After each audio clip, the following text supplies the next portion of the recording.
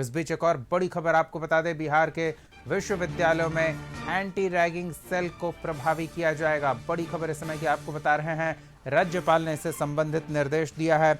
हर विश्वविद्यालय में मनोवैज्ञानिक परामर्श केंद्र खोलेगा, एंटी बुलिंग सेल भी सक्रिय किया जाएगा। छात्रों को सुरक्षित माहौल देने पर जोर होगा। रैगिंग की शिकायतों पर समयबद्ध कार्रवाई की जाएगी।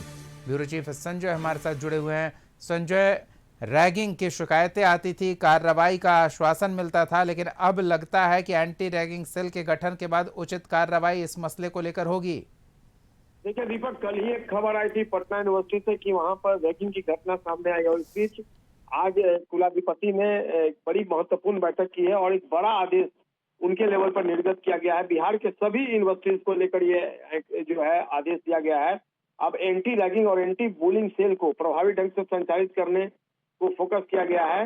राज्यपाल और कुलाधिपति लेफ्टिनेंट जनरल सैयद अता हसनैन ने विश्वविद्यालयों के कुलपतियों को इस संबंध में आवश्यक निर्देश दिए हैं। उन्होंने कहा कि विश्वविद्यालय परिसर विद्यार्थियों के लिए सुरक्षित, स्वस्थ और सकारात्मक शैक्षणिक वातावरण वाला होना चाहिए और कई घटनाएं सामने आती है जिससे यह पता चलता है कि छात्रों को असुविधा हो रही है। राज्यपाल ने प्रत्येक विश्वविद्यालय और कैंपस में विद्यार्थियों के लिए मनोवैज्ञानिक परामर्श केंद्र खोलने का भी निर्देश दिया है। उन्होंने कुलपतियों से छात्रों के साथ नियमित संवाद बनाए रखने और उनकी समस्याओं का त्वरित समाधान सुनिश्चित करने पर फोकस देने को कहा है। रैगिंग और बुलिंग की शिकायतों पर समयबद्ध कार्रवाई करने पर भी जोर दिया गया है, यानी टाइम फ्रेम के तहत अगर रैगिंग और बुलिंग की घटनाएं होती है इस पर कार्रवाई और एक्शन दिखना चाहिए। इस तरह का इंस्ट्रक्शंस उन्होंने अपने लेवल पर दिया है। उन्होंने विश्वविद्यालय के पुस्तकालयों में ई बुक्स के साथ पर्याप्त संख्या में भौतिक किताबें उपलब्ध कराने का निर्देश दिया है। विद्यार्थियों की पढ़ाई और शोध के लिए पुस्तकालयों को अधिक उपयोगी और संसाधन युक्त बनाने को कहा गया है।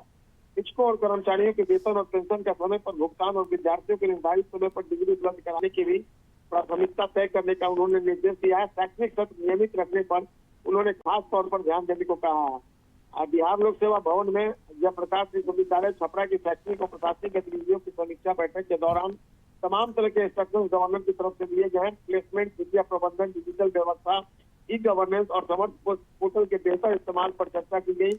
लाइब्रेरियन, सहायक लाइब्रेरियन और लाइब्रेरी असिस्टेंट की नियुक्ति का भी मुद्दा उठा, जिसको उन्होंने कह दिया कि उन्होंने अपने तरफ से इंस्ट्रक्ट कर दिया है कि सभी तरह की बहालियां लाइब्रेरियन के लिए बहुत जल्दी है। तो एक बड़ा महत्वपूर्ण फैसला रैगिंग और बुलिंग को लेकर बिहार के राज्यपाल और कुलाधिपति के तरफ से। जी दीपक। धन्यवाद संजय तमाम जानकारियों के लिए।